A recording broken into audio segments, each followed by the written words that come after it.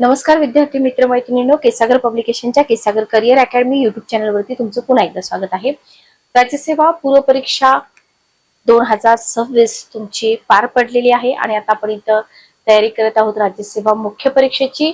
राज्यसेवा 2026 म्हणजे वर्णनात्मक परीक्षा, जिथं तुम्हाला ऑप्शनल हा एक खूप मोठा चॅलेंजिंग विषय विद्यार्थी समजतात. तर लक्षात घ्या, मराठीमध्ये दर्जेदार अशी पुस्तकं अवेलेबल आहेत आपल्या पब्लिकेशनची.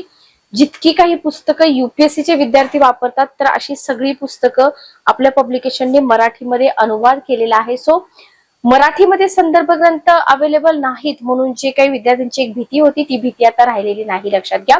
तर अशाच दर्जेदार पुस्तकांची माहिती देण्यासाठी आपण इथं बुक रिव्ह्यू सिरीज घेत आहोत. तर बघा, लक्षात घ्या, आपल्या या बुक रिव्ह्यू सिरीजला स्टार्ट करण्यापूर्वी तुम्हाला आपल्या ऑफिशियल वेबसाईटला भेट द्यायची, जिथे तुम्ही MPSC सेक्शन मध्ये जाल तेव्हा तुम्हाला इथं स्टेट सर्व्हिस मुख्य परीक्षेसाठी एसे, कॉम्प्रिहेन्सिव्ह, अनिवार्य इंग्लिश, अनिवार्य मराठी, GS1 असेल, GS2 आहे, GS3, 4 आणि GS5 इथिक्स असे सगळ्या विषयाची पुस्तकं तुम्हाला इथं मिळत आहेत. लक्षात घ्या, MPSC ऑप्शनल सब्जेक्ट ज्याच्यामध्ये इंग्लिश, मराठी, हिस्ट्री, जिओग्राफी, त्याच्यानंतर पॉलिटिकल सायन्स आहे, सोशोलॉजी आहे, इकॉनॉमिक्स, एन्व्हायरमेंट आणि टेक्नॉलॉजी आहे, पब्लिक ऍडमिनिस्ट्रेशन आहे. तर हे सगळे संदर्भ ग्रंथ आपल्या पब्लिकेशनचे इथं तुम्हाला अवेलेबल आहेत. लवकरच आपलं इथिक्सचं पण पुस्तक मार्केटमध्ये येत आहेत आणि अशी भरपूर सारी ऑप्शनलची पुस्तकं तुम्हाला केसागर पब्लिकेशन तर्फे इथं मराठीमध्ये अनुवाद केलेली दिसून येणार आहे. ठीक आहे, ओके. तर अशाच पुस्तकांपैकी एका दर्जेदार पुस्तकाचा संदर्भ ग्रंथ जो आहे त्याचा रिव्ह्यू आपण इथं आज करत आहोत. लक्षात घ्या, चॅनलवरती नवीन असाल तर चॅनलला सबस्क्राईब करा, बेल नोटिफिकेशन ऑन करा, म्हणजे लेक्चरच्या ज्या नोटिफिकेशन आहेत त्या तुमच्यापर्यंत वेळेवर पोहोचतील. ओके, चला. तर बघा, हिस्ट्री ऑप्शनल, हिस्ट्री आणि जिओग्राफी हे दोन सब्जेक्ट असे आहेत की विद्यार्थ्यांना इझी वाटणारे, रिझल्ट मिळवून देणारे हे ऑप्शनल आहेत. लक्षात घ्या, याचा अर्थ असा नाहीये की तुमचं पॉलिटिकल सायन्स असेल किंवा तुमचं ग्रॅज्युएशन ज्या सब्जेक्ट मधून झाले तो सब्जेक्ट तुम्ही घेऊ शकत नाही, याचा अर्थ नाहीये. तुम्ही आता जी पूर्वी झालेली मेन्स आहे, म्हणजे वर्णनात्मकचा पहिला नमुना म्हणू शकता तुम्ही, जर तुम्ही ते बघितलं तर तुमच्या लक्षात येईल की अतिशय स्ट्रेट फॉरवर्ड असे क्वेश्चन आलेले आहेत. अगदीच UPSC सारखे सेम टू सेम क्वेश्चन इथं नाहीत, ही गोष्ट तुम्ही लक्षात ठेवा. ओके, तर पुस्तकं तितकी दर्जेदार वापरा, पहिल्याच प्रयत्नामध्ये तुमचं सिलेक्शन इथं होऊन जाईल. लक्षात घ्या. तर इथं जे आपलं पुस्तक आहे पदवी आणि पदव्युत्तर परीक्षांचे विद्यार्थी, आता लक्षात घ्या, ही पुस्तकं फक्त MPSCच नाही, जर पदवी पदव्युत्तर परीक्षाचे तुम्ही विद्यार्थी असाल, ठीक आहे, इतिहासाचा अभ्यास करणारे असाल, तुम्ही प्राध्यापक असाल, तर सगळ्यांसाठी हे पुस्तक उपयोगी आहे. History it's theory and method, ठीक आहे, इतिहास, सिद्धांत आणि पद्धती, B. शेख अली यांचं हे पुस्तक आहे. लेखक तुम्हाला इथं दिलेले आहेत, सॉरी.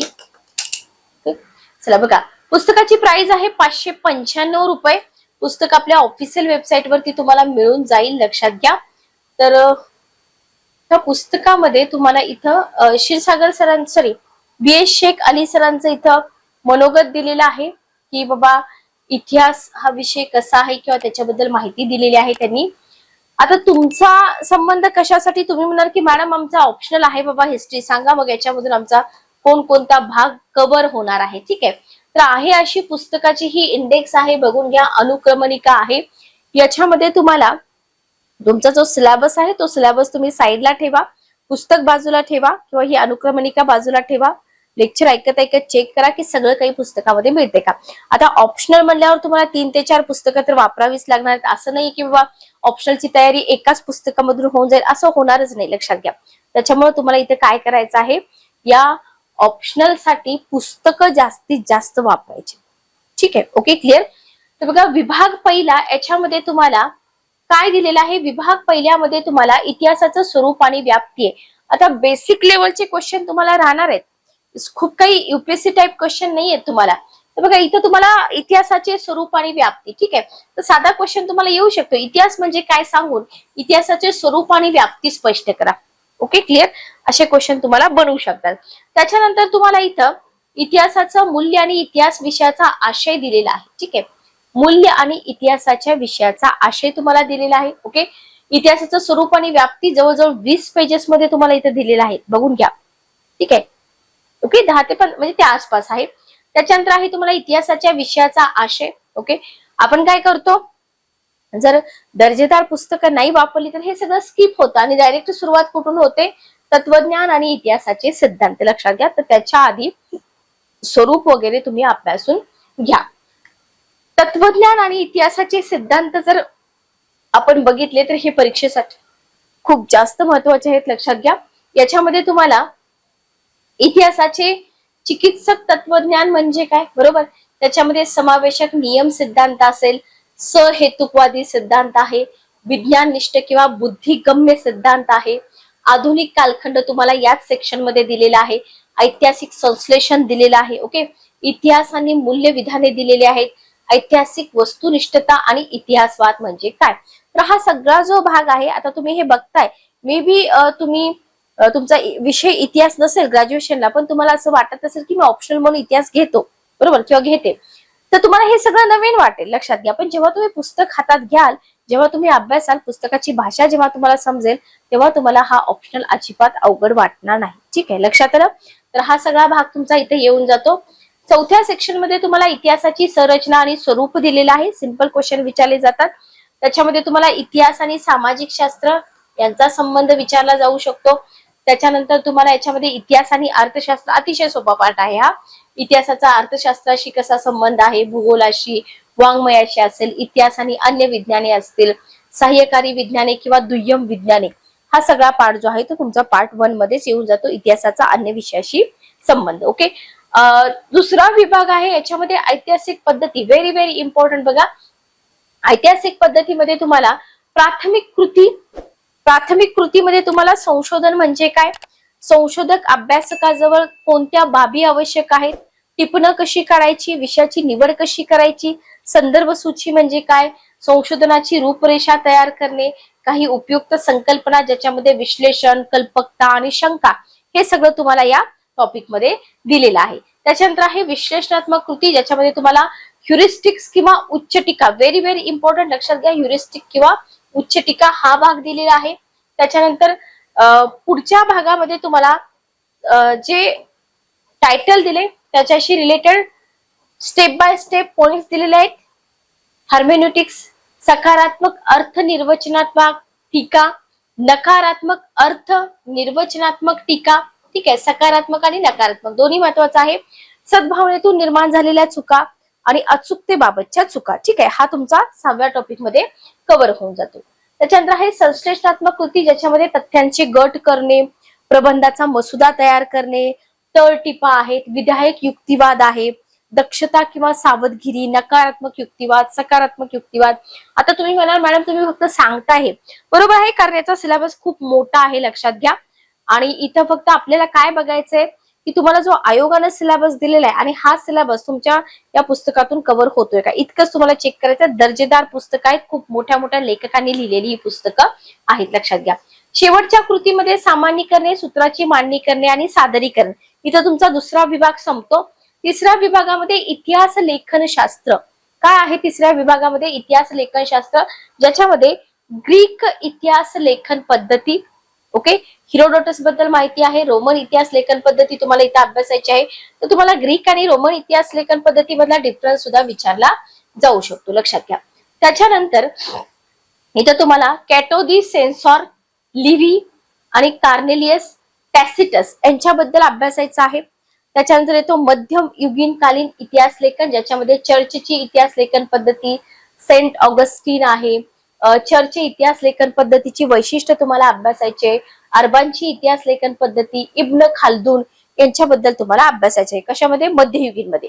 आधुनिक मध्ये जर तुम्ही बघितलं, याच्यामध्ये तुम्हाला कल आणि इंग्लिश विचारधारा अभ्यासायचे. आधुनिक मध्ये हेच येतात, बरोबर. तर उद्बोधनकालीन इतिहास लेखन पद्धती, स्वच्छंदावादी इतिहास लेखन पद्धती, प्रत्यक्षवादी इतिहास लेखन पद्धती. ओके. आणि इंग्लिश इतिहास लेखन पद्धतीमध्ये तुम्हाला Edward Gibbon, Thomas Carlyle, Henry Thomas Buckle, Arnold Toynbee यांच्याबद्दल अभ्यासायचं आहे. कधी वाचलं नसेल, इतिहास ऑप्शनल तुम्ही घेतला असेल तर तुम्हाला हे सगळं इथं अभ्यासावं लागेल. ठीक आहे, ओके. किंवा तुम्ही प्राध्यापक असाल, तुम्ही अभ्यास करत असाल तर हे गरजेचं आहे. लक्षात घ्या. ठीक आहे. ओके, नेक्स्ट बघा, नेक्स्ट आहे इथं तुम्हाला पुढचा जो पार्ट आहे 12 नंबरचा टॉपिक बघा. याच्यामध्ये तुम्हाला आधुनिक इतिहास लेखन पद्धती इंग्लंड व्यतिरिक्त अन्य युरोपीय देशातील विचारधारा काय होत्या, ज्याच्यामध्ये तुम्हाला जर्मन विचारधारा अभ्यासायचे. जर्मन विचारधारेमध्ये तुम्हाला जे इतिहासकार आहे ज्याच्यामध्ये जॉर्ज विलियम फ्रेरिच हेगेल आहेत, कार्ल मार्क्स आहेत, लिओपोल्ड हॉर्न रँके आहेत, ओस्वाल्ड स्पेन्सर आहेत. फ्रेंच विचारधारामध्ये तुम्हाला फ्रँकाईस मारी एरॉट आहेत, डी वॉल्वेटर आहेत, कॉम्टे आहेत. ओके, इटालियन विचारसरणीमध्ये तुम्हाला जियाम्स्टा विको आहेत, बेनेडेट्टो क्रोशे आहेत. तर यांच्याबद्दल सगळा तुम्हाला अभ्यास करायचा आहे. त्याच्यानंतर जर तुम्ही बघितलं तर भारतीय इतिहास लेखन पद्धतीमध्ये प्राचीन आणि मध्ययुगीन कालखंड, ज्याच्यामध्ये तुम्हाला भारतातील मुस्लिम इतिहास लेखन पद्धती, मुघल इतिहास लेखन पद्धती अभ्यासायची आहे, लक्षात घ्या. त्याच्यानंतर तुम्हाला इथं भारतीय इतिहास लेखन पद्धतीमध्ये आधुनिक कालखंडामध्ये जेम्स मिल असतील, एल्फिस्टन, मेकॅलो, मोरलँड यांच्याबद्दल अभ्यासायचा आहे, लक्षात घ्या. प्रशासक इतिहासकार, तत्वज्ञानाकडे झुकणारा कल, सांस्कृतिक कल, राष्ट्रवादी इतिहासकार, हे सगळं तुम्हाला इथं अभ्यासायचं आहे. रामकृष्ण गोपाळ भांडारकर भारतीय प्रतिसाद मध्ये, के.पी. जयस्वाल, एच.सी. राय चौधरी आहेत, जे.एन. सरकार आहेत, ज्याला जदुनाथ सरकार असं म्हटलं जातं, आर.सी. मुजुमदार आहेत. ठीक आहे. मुस्लिम इतिहास लेखन पद्धतीमध्ये मोहम्मद हबीब आहेत. मराठेकालीन इतिहास पद्धती, दक्षिण भारतीय इतिहास लेखन पद्धतीमध्ये कृष्णस्वामी अय्यंगर यांच्याबद्दल तुम्हाला अभ्यासायचं आहे. Okay, clear. तर ज्यांचा इतिहासामध्ये इंटरेस्ट आहे अशाच विद्यार्थ्यांना इतिहास ऑप्शनल घ्या असं मी म्हणेन. तुम्हाला असं वाटत असेल की खूप रिझल्ट देणारा ऑप्शनल आहे, इतिहास आणि भूगोल असे ऑप्शनल आहेत की जे तुम्हाला मेन्स मध्ये पण उपयोगी पडतील. ठीक आहे. Okay, clear. जीएस पेपर 1 मध्ये म्हणजे थोडासा सिलेबस ओव्हरलॅप होतो. त्याच्यानंतर के.एम. पन्नीकर आहेत, निलकंठ शास्त्री आहेत, भविष्यकाळ हे तुम्हाला इथं अभ्यासावं लागेल. ओके, अमेरिकन म्हणजे मॉडर्न मधले संपले, भविष्यकाळातले काही तुम्हाला इथं माहिती दिलेली आहे. अमेरिकन इतिहास लेखन पद्धतीमध्ये ख्रिश्चन धर्म परंपरेनुसार इतिहासाचं अर्थनिर्वचन, त्याच्यानंतर उद्बोधन युगातील इतिहास लेखन पद्धती. ओके, उपयुक्ततावादी इतिहासकार जॉर्ज ब्रँकाफ्ट आणि जर्मन आदर्शवाद, सामाजिक इतिहासाचा उदय कसा झाला, इतिहासाच्या विज्ञानाचं स्वप्न काय आहे, इतिहासाचं आर्थिक दृष्टिकोनातून अर्थनिर्वचन, चरित्र लेखनाची कला, इतिहासातील वादग्रस्त नैतिक प्रश्न, निर्जन प्रदेशातील डामडौल, टर्नर आणि सरहद्द विषयक सिद्धांत, दक्षिणेचा इतिहास, सापेक्षतावादावर हल्ला आणि बौद्धिक इतिहासाचा उदय. असं सगळं कंटेंट तुम्हाला या पुस्तकातून मिळत आहे, लक्षात घ्या. खूप दर्जेदार पुस्तकं आहेत आपली. हे आहे आपलं केसागर पब्लिकेशनचं बुक, केसागर बुक सेंटर, ललित साहित्य दालन केसागर. पुस्तकाचं आपलं ऑफिस बुक सेंटर जे आहे नारायणपेठ पुणे येथे आहे, आप्पा बळवंत चौकामध्ये. ऑनलाईन पण तुम्ही पुस्तकं परचेस करू शकता आपल्या वेबसाईट वरून. डिस्क्रिप्शन बॉक्समध्ये तुम्हाला पुस्तकाच्या लिंक मिळतील, त्या लिंकवर जाऊन तुम्ही डायरेक्ट परचेस करा, तुम्हाला काहीही अडचण येणार नाही. घरपोच पुस्तक मागवण्यासाठी तुम्ही QR कोड स्कॅन करू शकता, लक्षात घ्या. आणि तुमच्या काहीही शंका असतील तर तुम्ही कमेंट बॉक्समध्ये विचारा, किंवा पब्लिकेशनचा नंबर पण मिळतो, पब्लिकेशनच्या नंबरवरती डायरेक्ट तुम्ही कॉल किंवा मेसेज केला तरी सुद्धा चालेल. ओके, आणि आपल्या वेबसाईटला नक्की व्हिजिट करा, कारण इथं खूप सारी पुस्तकं तुम्हाला बघायला मिळणार आहेत. जे हवी ती पुस्तकं तुम्ही इथून घेऊ शकता. मुख्य परीक्षा असेल, पूर्व परीक्षा असेल, किंवा तुमचे मित्रमैत्रिणी इतर परीक्षेची तयारी करत असतील तर आपल्या पब्लिकेशनची पुस्तकं नक्की सजेस्ट करा. तर हा फक्त बुक रिव्ह्यू आहे, लक्षात घ्या. मेन्सचे लेक्चर सिरीज लवकरच चालू होईल. लेक्चर कसं वाटलं कमेंट करून सांगा. काहीही अडचणी असतील तर बिंदास तुम्ही कमेंट बॉक्समध्ये विचारा, त्याचे रिप्लाय तुम्हाला दिले जातील. आणि चॅनलवर जर नवीन असाल तर सबस्क्राईब करा, कारण असेच दर्जेदार व्हिडिओ चॅनलवरती येत राहतात. भेटूया नेक्स्ट व्हिडिओमध्ये. Good day, take care.